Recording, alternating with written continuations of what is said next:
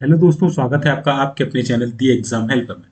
तो दोस्तों, जैसा कि आपको मालूम है, आपका एनबीएस का एग्जाम होने वाला है, जिसमें आपकी सारी पोस्ट जैसे MTS, ESO, audit assistant, staff nurse, steno, computer operator, catering assistant, math helper, इन सभी पोस्ट का एग्जाम होने वाला है, जिसमें आपको इंग्लिश आएगी और इंग्लिश में 50% वोकैब का आने वाला है। तो उसी वोकैब की सीरीज हम लेकर आए हैं और ये वोकैब की क्लास 3 होने वाली है। 2 क्लासेस ऑलरेडी अपलोड कर दिए। अगर आपने नहीं देखी है तो हमारे channel the exam helper GK के प्लेलिस्ट में जाके इंग्लिश की प्लेलिस्ट बनी हुई है, वहाँ पर आपको देखने को मिल जाएंगे, वहाँ से आप इनको देख लीजिएगा। ठीक है, डेली हम इस वीडियो में 10 एंटोनिम सिनोनिम के वर्ड देखते हैं, 10 वन वर्ड सब्सटीट्यूशन देखते हैं, 10 इडियम्स एंड फ्रेजेस देखते हैं। हिंदी और इंग्लिश दोनों ही माध्यम में आपको यहाँ पर पढ़ाया जाता है। ठीक है, और ये जो नोट्स है सीधे मेरे नोट्स से मिलेंगे, जो ये बुकैब है। ठीक है, डायरेक्ट आपको यहाँ से एग्जाम में पेपर देखने को मिला, क्योंकि एनबीएस की सभी पोस्ट के लिए मैथपूड और बार बार एग्जाम में रिपीट हुए जो प्रश्न है मैथपूड, वो मैं आपको इस वीडियो में कराने वाला हूँ। ठीक है, तो इनको रट लेना, इसकी पीडीएफ भी हमारे द्वारा आपको प्रोवाइड कराई जाती है। ओके, ये कंप्यूटर की क्लास अभी एक आई है, बाकी आपको ठीक है, क्लास थोड़ी सी डिले हो रही है, तो थोड़ी माफ़ी चाहूँगा, है ना। कुछ इशू आ रहे हैं क्लासेस को बनाने में, मैं इसको फिक्स करने की कोशिश करता हूँ। ठीक है, चलिए, बाकी ये सारे वीडियोज़ वगैरह देख लेना आप, आपको चैनल पर जाकर मिल जाएंगे। ठीक है, चलिए, तो डे 3 है हमारा। तो डे 3 में चलिए एंटोनिम सिनोनिम हम सबसे पहले करते हैं, तो वो हम यहाँ पर कर लेते हैं। ठीक है, तो 21 से स्टार्ट करेंगे, 1 से 20 तक हम ऑलरेडी कर चुके हैं, क्योंकि 1 से 10 हमने पहले दिन किया था, फिर हमने 11 से 20 किया था। आज हम 21 से 30 करने वाले हैं। ओके, चलिए, तो 21वें नंबर का हमारा वर्ड है दोस्तों अपैथेटिक। अपैथेटिक का मतलब होता है दोस्तों उदासीन या संवेदनाहीन। कोई व्यक्ति उदासीन है, यानी कि उदास सा रहता है, मतलब उसकी जो भावना है अंदर की मर चुकी, मतलब उदास ही रहता है, हंसी खुशी से तो रहता नहीं है ना, मतलब संवेदनाहीन हो चुका है। ठीक है, उदासीन रहता है, वो खुश तो होता ही नहीं है। ठीक है, इस तरीके से मानो, है ना। अब इसको कैसे याद रखते हैं कि पथेटिक, है ना। अब वो पाथ पाथ से क्या हो गया, इतिक हो गया, इतिक मतलब पथ पथ से हट गया, इस तरीके से आप याद कर सकते हो उसको। पथेटिक, है ना, पाथ से एटिक हो गया, यानी हट गया। तो इस तरीके से जो पथ से हट जाएगा अपने, जैसे आप अगर एस्पिरेंट के तौर पर अभी तैयारी कर रहे हैं, और अगर आप अपनी जो पढ़ाई का मार्ग है, पढ़ाई का जो पाथ है, उससे हट जाएंगे, तो आप उदासीन हो जाएंगे, क्योंकि लाइफ में फिर आगे आप कुछ नहीं कर पाएंगे। ठीक है, अब ये मत बोलना कि लाइफ में बिना पढ़ाई के बहुत कुछ ही होती है, तो वो पॉइंटों में चांस होते हैं। ठीक है, कोई पॉइंटों में जो बंदा होता है वो कर पाता है। ठीक है, बाकी सब कुछ जो है वो पढ़ाई ही करती है। ठीक है, तो पथ पथ से इतिक हो जाने पर लोग कैसे हो जाते हैं, उदासीन हो जाते हैं। ठीक है, इसके सिनोनिम्स क्या हो जाएंगे, यानी समानार्थी शब्द क्या हो जाएंगे। कॉलस हो जाएगा, कॉलस का मतलब भी होता है कठोर हृदय वाला, संवेदनाहीन, है ना, भावनाहीन।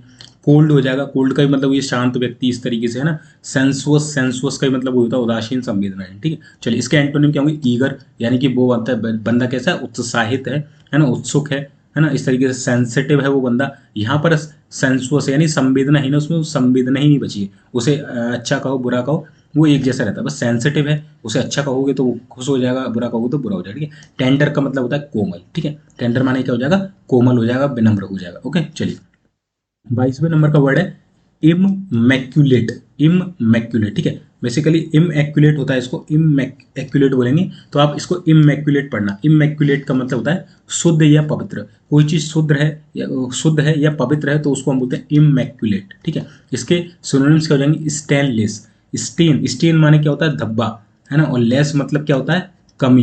तो धब्बे की कमी मतलब उसमें कोई धब्बा ही नहीं है ना, तो धब्बा ही नहीं है उसमें कोई, तो यानी कि वो कैसा है, शुद्ध है, पवित्र है। अनस्पॉटेड, स्पॉट मतलब भी धब्बा होता है, और अन लगा हुआ है, यानी कि उसमें कोई भी स्पॉट नहीं है, कोई भी दाग नहीं है, वो शुद्ध है, पवित्र है। अगला हो जाएगा स्पॉटलेस। स्पॉट यानी धब्बा, लेस यानी कम, तो उसमें कोई भी धब्बा नहीं है, यानी कि वो शुद्ध है, पवित्र है। ठीक है, तो इमैक्युलेट यानी शुद्ध या पवित्र। सिनोनिम्स हो जाएंगे स्टेनलेस, अनस्पॉटेड और स्पॉटलेस। इसके एंटोनिम्स क्या हो जाएंगे, इम्प्योर, यानी कि अपवित्र है कोई चीज। ठीक है, इम्प्योर है। ठीक है, करप्ट है, दूषित है। ठीक है, अपवित्र है, दूषित है, करप्ट है, ये सारे क्या हो जाएंगे, इसके एंटोनिम्स हो जाएंगे। चलिए, तीसरे नंबर का हमारा वर्ड दोस्तों अलाउ। अलाउ का आपको मालूम है कि जैसे आप बोलते हैं क्लास में, यानी कि मे आई कम इन सर, बोलते हैं यस यू अलाउ, है ना। या बोलते हैं कि sir may I do this, बोलते हैं you allow for do this, है ना। इस तरीके से बोलते हैं अनुमति देना, आदेश देना, इस तरीके से। तो इसके सिनोनिम्स क्या हो जाएंगे, परमिट देना, है ना, परमिट देते हैं ना अपन कि इस ट्रक को इस राज्य में आने की अनुमति दो, है ना। ट्रक के ऊपर लिखा होता है ऑल इंडिया परमिट, सभी राज्यों में जाने की इसको अनुमति है, इस तरीके से आपने देखा होगा। असाइन करना, असाइन करना मतलब भी किसी, कोई व्यक्ति आपसे परमिशन चाह रहा है तो उसको असाइन कर देना। ठीक है, इस तरीके से। ये ज़्यादातर कंप्यूटर में आपको देखने को मिलता है कि कोई आपसे एक्सेस मांग रहा है तो उसको आप क्या कर दो, असाइन कर दो, उसकी आईडी में असाइन कर दो, इस तरीके से। ग्रांट करना, ग्रांट का मतलब भी होता है अनुमति देना। सैंक्शन करना, सैंक्शन का मतलब भी होता है कि अनुमति देना या आदेश देना, इस तरीके से। एंटोनिम्स हो जाएंगे विद होल्ड कर देना यानी कि रोक देना, ठीक है, अनुमति ना देना, है ना, रोक देना। रेजिस्ट का मतलब भी क्या होता है, रोक देना। डिनाई का मतलब क्या होता है, मना कर देना, ठीक है, मना कर देना। तो ये क्या हो जाएंगे, ये सारे इसके एंटोनिम्स हो जाएंगे। 24th नंबर का हमारा वर्ड है दैट इज अपॉइंट। अपॉइंट का सबको मालूम है कि नियुक्ति प्रदान करना, बेसिकली नियुक्त करना, है ना। तो अलॉटमेंट करना यानी कि उसको नियुक्ति देना, है ना। डायरेक्ट करना, डायरेक्ट का मतलब भी होता है रिक्रूट करना, डायरेक्ट करना एक तरीके से। असाइन करना, फिर से वही चीज आएगी, अनुमति देना या अपनी जो आईडी है उसमें असाइन करना यानी उसको नियुक्त करना। ओके, चलिए एंटोनिम्स करेंगे कैंसिल कर देना। यहाँ नियुक्त कर रहे थे, यहाँ कैंसिल कर दिया। विड्रॉल कर दिया, हटा देना, है ना, हटा देना। पहले तो उन्होंने नियुक्त किया फिर हटा दिया, है ना, तो ये हो जाएगा। चलिए 25 नंबर का वर्ड काफी इंपॉर्टेंट है, कई बार पूछा जाता है, एरिड। एरिड का मतलब होता है सूखा। बंजर जो भूमि होती है उसको हम बोलते हैं सूखा, ठीक है, यानी कि एरिड। क्या बोलते हैं, एरिड या सूखा किसको बोलेंगे हम, एरिड को बोलेंगे। सूखा या बंजर भूमि जो होती है उसे हम बोलेंगे। इसके सिनोनिम्स क्या हो जाएंगे, ड्राई, ड्राई माने सूखा। बैरन, बैरन माने होता है बंजर। स्टेराइल, स्टेराइल का मतलब भी होता है सूखा, बंजर, ठीक है, ये हो जाएगा। एंटोनिम्स हो जाएंगे फर्टाइल। फर्टाइल वर्ड काफी पूछा जाता है, इसका मतलब होता है उपजाऊ, ठीक है। वो कैसी थी, बंजर भूमि थी, सूखी थी, है ना, अनउपजाऊ थी। ये कैसी है, फर्टाइल, उपजाऊ है, फ्रेश है, ताजा है, ठीक है, जूसी है। जूसी मतलब भी वही होता है उपजाऊ है ना, गीली है, इस तरीके से, ठीक है। चलिए नेक्स्ट वर्ड है दोस्तों 26 नंबर का, दैट इज एरोगेंस। एरोगेंस का मतलब होता है अहंकार या गर्व, ठीक है। एरोगेंस क्या होता है, अहंकार होना, गर्व होना। तो इसके सिनोनिम्स क्या होंगे, प्राइड, गर्व होना। एजम्पशन, एजम्पशन का भी वर्ड होता है अहंकार या गर्व। असम्पटिव, असम्पटिव का मतलब होता है अहंकार है, गर्व है, काफी उसको अपने ऊपर अहंकार है, ये नेगेटिव सेंस में यूज होता है, ठीक है। ग्लोरी, ग्लोरी का भी मतलब भी होता है अहंकार या गर्व। एंटोनिम क्या हो जाएंगे, मॉडेस्टी, है ना, वो विनम्र है बिल्कुल, है ना, कैसा है, विनम्र है, उसके अंदर लज्जा है। यहाँ क्या था, अहंकार था, मतलब कोई चीज बोलते हैं ना अहंकार में, जैसे धृष्टरा, धृत, धृत कौन था वो, दुर्योधन। दुर्योधन को अहंकार था कि मतलब मैं सबसे शक्तिशाली हूँ, बट मेरे पास कौरवों की सेना 100 कौरव, 100 भाई हैं, है ना, और पांडवों को नहीं था, इसलिए वो युद्ध जीत गए थे। बट उसको, दुर्योधन को अहंकार था इसलिए वो नहीं जीता था, है ना। तो आप इस घमंड में रहेंगे कि अरे एग्जाम आ रहा है, हम तो 30 मार्क आना है, हम तो कर लेंगे सब, अगर हम पढ़ेंगे लास्ट मोमेंट में पढ़ेंगे तब भी हम कर लेंगे, तो उसे बोलते हैं अहंकार, ठीक है। चुपचाप अपना पेन कॉपी उठाओ और पढ़ो, ठीक है, इसको नोट करा करो डेली, और मैं पीडीएफ देता हूँ वहां से भी इसको नोट कर लिया करो, और डेली के डेली इसको रिवाइज करा करो, ठीक है। चलिए, तो ये हो जाएगा, ठीक है। तो इसके एंटोनिम्स क्या हो जाएंगे, मॉडेस्टी यानी विनम्र। पोलाइटनेस, पोलाइटनेस का भी मतलब होता है विनम्र या लज्जा में रहना, है ना। ह्यूमिलिटी, ह्यूमिलिटी का भी मतलब होता है विनम्र या लज्जा में रहना, ठीक है। ह्यूमिलिटी मतलब बेसिकली जो नरम हृदय के होते हैं उनको बोलता है, ठीक है। ह्यूमिलिएशन जिसको बोलते हैं, विनम्रता। चलिए 27 नंबर का वर्ड है दैट इज आर्टिफिशियल। आर्टिफिशियल आपको मालूम है इसका मतलब होता है कृत्रिम, यानी कि आर्टिफिशियल है, उसे ह्यूमन के द्वारा डेवलप किया गया है, आर्टिफिशियल रूप से उसे बनाया गया है, ठीक है। वो चीज नेचुरल रूप में प्रकृति में मौजूद ही नहीं है, दुनिया में मौजूद ही नहीं है, उसे आर्टिफिशियली रूप से जनरेट किया गया है, ठीक है। चलिए इसको सिनोनिम्स करेंगे, एज्यूम्ड यानी कि उसको मान लिया गया है, उसकी कल्पना की गई है। अननेचुरल है कोई चीज, अनरियल है कोई चीज। इसके एंटोनिम्स क्या हो जाएंगे, कोई चीज रियल है, कोई चीज नेचर के द्वारा दी गई है, ठीक है, सिंपल सी बात है। चलिए 28वें नंबर का असेंडिंग। ये तो सबको मालूम है, असेंडिंग यानी बढ़ते क्रम में, ठीक है, यानी कि इंक्रीजिंग वे में, राइजिंग वे में। एंटोनिम क्या जाएंगे, डिक्रीजिंग वे में, फॉलिंग वे में, है ना। फॉलिंग करना, डिसेंडिंग माने कम होना, ठीक है, असेंडिंग बढ़ना, डिसेंडिंग कम होना, इंक्रीज बढ़ना, डिक्रीज हो जाएगा। डिक्रीज का मतलब भी क्या होता है, कम होना, है ना। चलिए 29 नंबर का ऑथेंटिक। ऑथेंटिक का मतलब होता है कोई चीज विश्वसनीय है, कोई चीज सच्ची है, कोई चीज मतलब बिल्कुल फुल प्रूफ है ना, कि ऑथेंटिक है ये बंदा, बिल्कुल ऑथेंटिक है, सही है, सच्चा है, ठीक है, इस तरीके से। तो इसके सिनोनिम्स क्या हो जाएंगे, एक्सेप्टेड है, कोई व्यक्ति स्वीकार करने योग्य है, यानी कि उसको एक्सेप्ट किया जाता है, वो अच्छा, वो व्यक्ति जो है ईमानदार है, सच्चा है, विश्वास करने के लायक है, ठीक है। सर्टेन है, निश्चित है, प्योर है, ट्रू है। ये सारे क्या हो जाएंगे, ऑथेंटिक के सिनोनिम्स हो जाएंगे।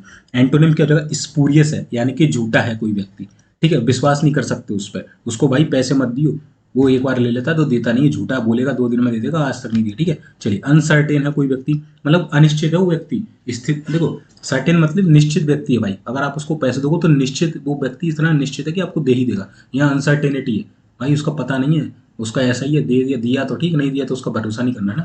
फॉल्स, फॉल्स नहीं, झूठा, ठीक। तो ये क्या हो जाएंगे इसका एंटोनिम। चलिए लास्ट वर्ड है हमारा 30 नंबर का, अबेट।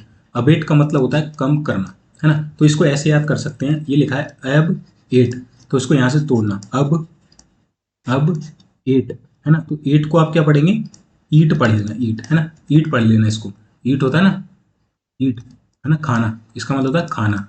तो आप 8 को ईट कर लो, है ना, इसको ईट पढ़ लो ना, उसमें क्या यार, पढ़ने ही तो है अपन को, बाकी तो समझ जाएंगे। अब 8, अब मैं क्या करूँगा, ईट, अब मैं ईट को क्या कर दूंगा, कम कर दूंगा, ठीक है। अब मैं ईट क्या कर दूंगा, कम कर दूंगा, यानी कि खाने को कम कर दूंगा, यानी कि रिड्यूस कर दूंगा, ठीक है। तो अब मुझे खाने को कम करना पड़ेगा, मेरा वजन बढ़ रहा है, इस तरीके से याद कर लेना। यानी कि अपीज करना, अपीज का मतलब शांत करना, कम करना, कोई भी चीज को कम मात्रा में करना, दैट इज अपीज करना। डेक्लाइन करना, नीचे की ओर गिराना, डिक्रीज करना, डिमिनिश करना। लेसन, लेसन काफी अच्छा वर्ड है, कई बार पूछा गया है। लेसन का मतलब होता है, इसका मतलब होता है कमी करना, कम करना, ठीक है। चलिए एंटोनिम्स क्या हो जाएंगे, इंक्रीज करना, एक्सटेंड करना। आपने सुना होगा कि एक्सटेंडेड, इस पर 2 ईयर की वारंटी मिली, तो एक्सटेंडेड यानी बढ़ी हुई वारंटी, है ना। तो एक्सटेंड यानी बढ़ाना, इन लार्ज करना, बढ़ाना कोई चीज को, प्रोलॉन्ग करना, खींचना किसी चीज को, लंबा बड़ा करना, है ना। तो क्या हो जाएगा, ये सारे इसके क्या हो जाएंगे, एंटोनिम्स हो जाएंगे, ठीक है। तो यहाँ पर हमने 30 वर्ड कर लिए दोस्तों। सबसे पहले हम क्या करेंगे, ए वर्ड से जितने भी रिलेटेड, ए से रिलेटेड जितने भी इंपॉर्टेंट वर्ड बन सकते हैं ना, चाहे वो आपकी वोकैब्स के अंदर हो, चाहे इडियम्स फ्रेजेस के, चाहे वन वर्ड सब्स्टिट्यूशन के, वो हम सबसे पहले कंप्लीट करेंगे, फिर बी वाली सीरीज स्टार्ट करेंगे। आप देख सकते हैं यहाँ पर जितने भी वर्ड स्टार्ट होंगे वो ए से ही स्टार्ट होंगे, और अभी तक 30 वर्ड मैंने ए से करा दिए। काफ़ी सारे वर्ड हैं जो ए से स्टार्ट होते हैं, जो कि इंपॉर्टेंट है। सारे मैं आपको सिक्वेंस तक कराऊंगा, और ए टू जेड हम इसमें चलेंगे, जिससे आपको मोस्ट इंपॉर्टेंट ए से लेकर जेड तक के कौन से वो क्या हो सकते हैं। आपका जब तक एग्जाम होगा ना, तब तक कम से कम आपके पास जो वर्ड की संख्या होगी 3 से 4 हजार वर्ड में करा चुका हूँ, ठीक है। चलिए अगला हम कर लेते हैं वन वर्ड सब्स्टिट्यूशन, ठीक है। एक वाक्य में उत्तर दीजिए, ओके। चलिए 21वें नंबर का हमारा एनिवर्सरी। अब ये वाला वर्ड इसलिए इंपॉर्टेंट है क्योंकि इसकी क्या है, स्पेलिंग पूछी जाती है, और पता है वो इंग्लिश स्पेलिंग में क्या मिस्टेक करके देते हैं, क्योंकि स्पेलिंग मिस्टेक भी आपका वोकेबलरी का पार्ट होता है, और वो दी जाती है। अब वो ऐसे लिख देगा, ठीक है, एनिवर्सरी, एनिवर्सरी, ठीक है, इस तरीके से देगा, या एनी वर और सरी।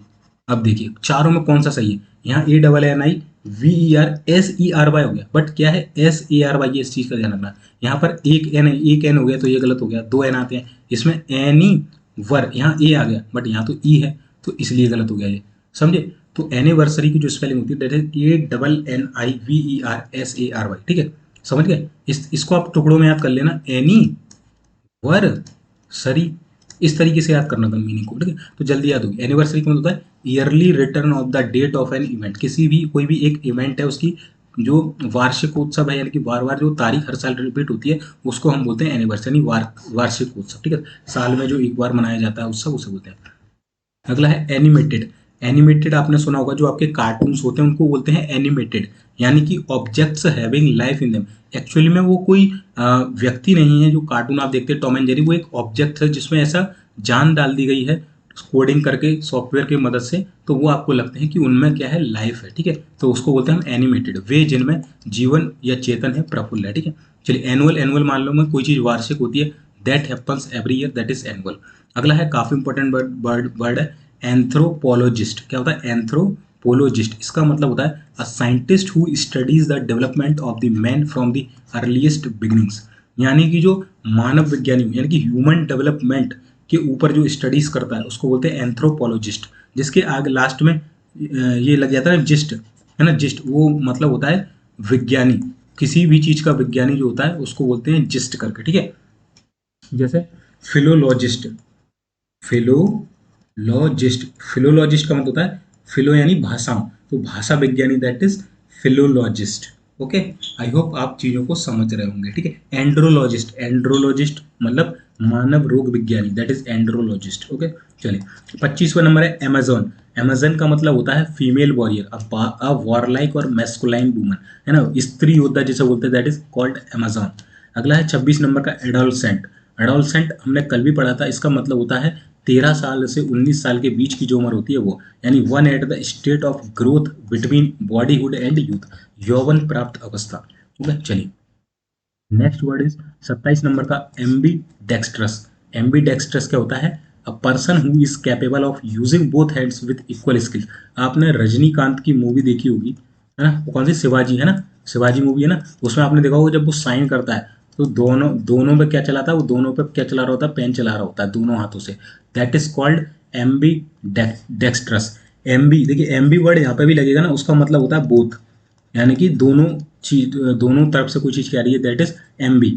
डेक्स्ट्रस यानी स्किलफुल, तो बोथ तरीके से स्किलफुल होना, यानी कि ऐसा पर्सन जो दोनों एक ही समय में दोनों हाथ यूज कर रहा है, that is called Aamby dextrous. दोनों हाथों का एक समान शक्ति योग्यता से प्रयोग करने वाला है। अगला है एडेंडम।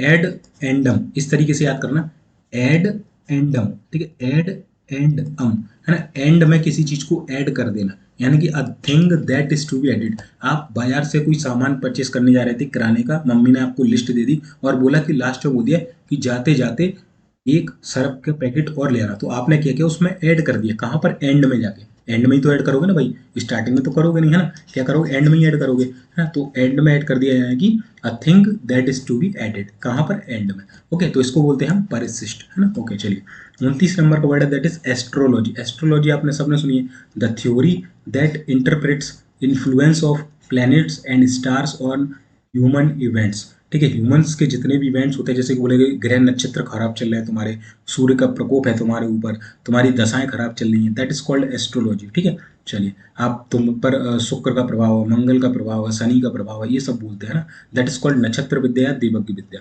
30वें नंबर का है हमारा अल्टरनेट। अल्टरनेट का चीज क्या होती है, ये नहीं तो दूसरा, इसके बदले में दूसरा, अल्टरनेट या क्रम के बाद दूसरा, एक दिन छोड़ के दूसरा, है ना, वो होते हैं।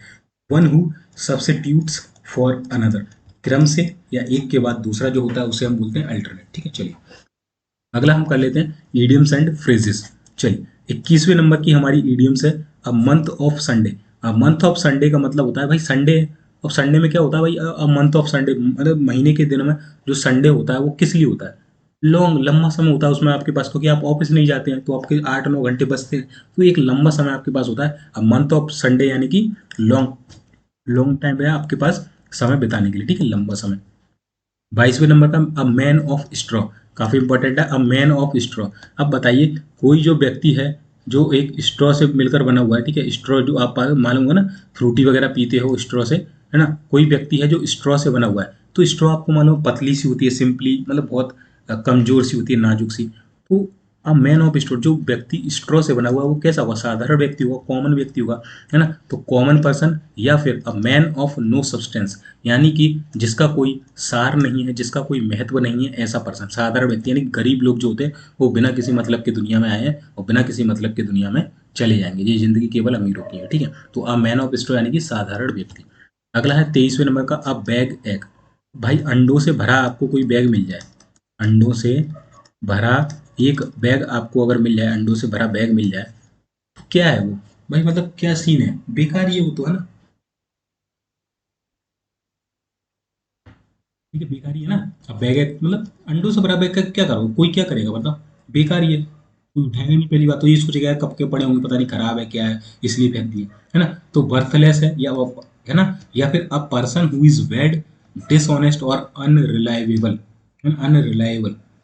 अगर वो भाई अंडों से भरा हुआ है, बैग कहीं पड़ा हुआ है, तो आप उठाओगे उसको, आप तो पहले ये सोचोगे यार इसमें है क्या, है ना, पहले तो ये सोचोगे, अगर अंडे उसके अंदर आपको दिख भी रहे हैं तो आप सोचोगे यार पता नहीं किसने फेंके होंगे, खराब, अगर खा लेंगे तो बीमार और हो जाएंगे, है ना। तो कैसा है, अ पर्सन हु इज बैड है, डिसऑनेस्ट है और अनरिलायबल, यानी कि उस पर विश्वास नहीं किया जा, बर्थलेस है यानी कि बेकार है, कैसा है, बुरा व्यक्ति है, ठीक है, ये व्यक्ति के लिए बोला जाता है, अब बैग एक्ट, ठीक है। चलिए, अगला है अ बोल्ट फ्रॉम ब्लू, काफी इंपॉर्टेंट वर्ड है दोस्तों, कई बार पूछा गया, अ bolt from blue, that is means a complete surprise, यानी कि चौंका देना, है ना। अब रेस, घोड़ों की रेस में दौड़ रहे थे, 5 घोड़े दौड़ रहे मान के चलिए, तो यहाँ 1 नंबर, 2 नंबर, 3 नंबर, 4 नंबर सबसे आगे थे, है ना, 5 नंबर बहुत पीछे था, है ना, बट जैसे ही यहाँ रेस लाइन है, ये दौड़ रहे हैं दौड़ रहे हैं दौड़ रहे हैं, यहाँ तक पहुंचे, ये यहीं तक था, है ना, यहीं तक, बट अचानक लास्ट में जब आते हैं ना तो इतनी स्पीड बढ़ा देता है कि एकदम से जीत जाता है। तो मतलब ये क्या करा इसने, अब बोल्ट फ्रॉम ब्लू कर दिया, नहीं एक कंप्लीट सरप्राइज दे दी कि भाई उड़ के आया, क्या करा, किस कैसे स्पीड बढ़ाई, तो सबको चौंका दिया, अब बोल्ट फ्रॉम ब्लू कर दिया इसने, ठीक है, इस तरीके से। अगला है 25 नंबर का all our might and mean, यानी कि सब कुछ हमारी ताकत के अंदर है, ठीक है, all our might and mean, यानी कि फुल फोर्स से, पूरी ताकत से कोई चीज करना, that is all our might and mean, ठीक है। चलिए, अगला है 26 नंबर का all moon shine. All moon shine, ये बोल रहा है कि ऑल मून शाइन हो जाए, सब जगह चंद्रमा का जो किरणें हैं इस तरीके से समझ सकते हैं, मूनशाइन जो चंद्रमा की चमक है वो सभी जगह पहुंच जाए, बट ऐसा तो हो ही नहीं सकता। सभी जगह तो चंद्रमा की जो, अब घर के अंदर तो पहुंचेगी नहीं, जहाँ खुला मैदान होगा वहीं पूछेगी। तो यानी बेवकूफ़ी बात भरी बातें कर रहा है कि ऑल मूनशाइन हो जाए, सब जगह बस चांदी चांद चमके, सूरज कब चमकेगा भाई फिर, है ना। तो क्या हो जाएगा, सिली टॉक करना, यानी कि बचकानी बातें करना या बेतुकी बातें जो होती हैं उनको करना। चलिए 27 नंबर का हमारा मीनिंग है that is all and sundry. All and sundry, sundry का मतलब होता है विविध, है ना, विविध यानी कि सब कुछ आया था उसके अंदर। ऑल एंड सन्ड्री का मतलब होता है एवरीथिंग या ऑल द पीपल, यानी कि सब कुछ हो जाएगा, ऑल एंड सन्ड्री। ओके चलिए अगला वर्ड है हमारा दोस्तों एज ऑफ डिस्क्रिशन।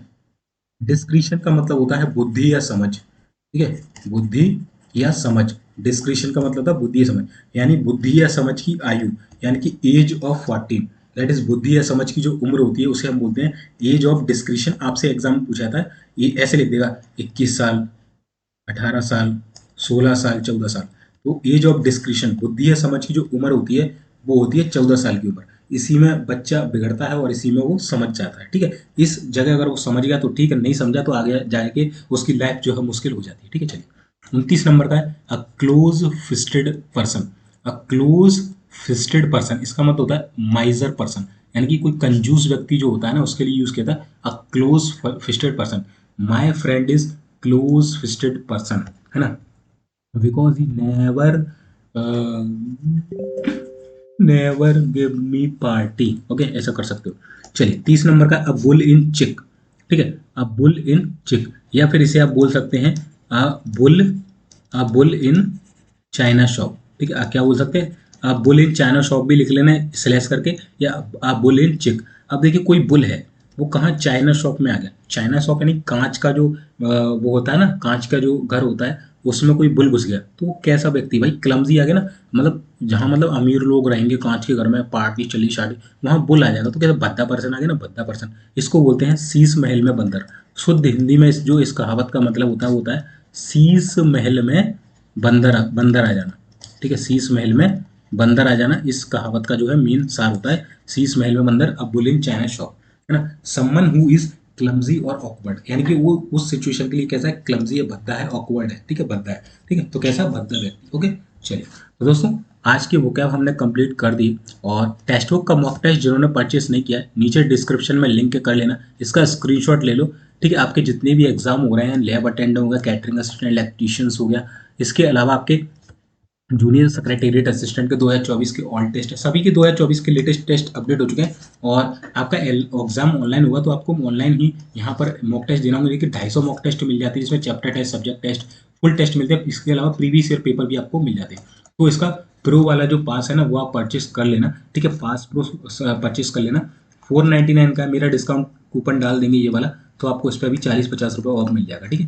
तो जाइए परचेस कर लीजिए, और एक पास में आपको इतने सारे एग्जाम कवर होते हैं, ठीक है, पूरे एक साल के लिए, ठीक है। लगभग 18,000 से ज़्यादा एग्जाम आपको एक पास के अंतर्गत मिल जाते हैं। ये सारी लिंक्स वगैरह है पीडीएफ में आपको मिल जाएंगे, बाकी ये सारे वीडियो देख लेना, इंपॉर्टेंट टॉपिक बेस्ट बुक वाले, है ना। चलिए और इसकी पीडीएफ जो मिलेगी आपको मेरे टेलीग्राम चैनल पर मिल जाएगी। ये मेरे टेलीग्राम चैनल है द एग्जाम हेल्पर जी के, मैं आपको दिखा भी देता हूँ, ठीक है। ये ऊपर दिख रहा होगा द एग्जाम हेल्पर जी के 4400 से ज़्यादा लोग यहाँ पर जुड़े हुए हैं। ये देखिए ये सेकंड पीडीएफ की जो यहाँ पर वोकैब की पीडीएफ है वो डली हुई है, अगर आपने नहीं लिए तो जाके ले लेना। और ये वाला द एग्जाम हेल्पर को फॉलो जरूर कर लेना, 15,000 से ज़्यादा कैंडिडेट जुड़े हुए हैं, यहाँ पर अपडेट्स वगैरह आपको मिलती रहती है, ठीक है। तो वीडियो देखने के लिए आपका बहुत बहुत धन्यवाद। वीडियो पसंद आया हो तो वीडियो को लाइक कर देना, दोस्तों के साथ शेयर जरूर कर देना, और चैनल पर नए हैं सब्सक्राइब कर लेना। मिलते हैं फिर नेक्स्ट वीडियो में, तब तक के लिए जय हिंद जय भारत।